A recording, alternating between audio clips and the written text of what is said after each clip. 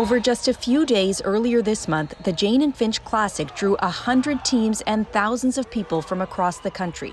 Now, public health officials say the event for 10 to 19-year-olds is linked to 25 cases of COVID-19, 16 in Quebec, 9 in Ontario, and it's urging anyone who is there to get tested. Pretty sure that the COVID-19 protocols were not in place, so the risk of spread, of course, were magnified by the lack of masking, physical distancing.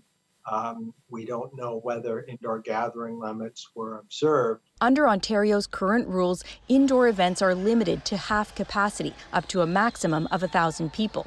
Distancing is required, and so are masks, except while playing sports. We went around and reminded people consistently to wear your mask. This volunteer for the nonprofit organized event says they worked hard to follow the rules, but says it wasn't always easy. We walked around, we put up signs.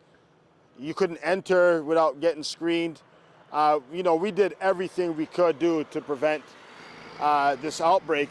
Durham Public Health says its investigation is ongoing and it's considering legal action. We've seen quite a few fines issued against mostly businesses, often restaurants, retail establishments. This lawyer says the province could impose a fine against the organizers, but if an individual got sick at the event and wanted to sue, an Ontario law passed last fall would make that difficult. Essentially limiting that kind of liability for businesses as long as they show that they made a good faith effort to comply with public health regulation. Thomas says events like his are important for young people's mental health and says he's cooperating with public health officials. Alison Northcott, CBC News, Montreal.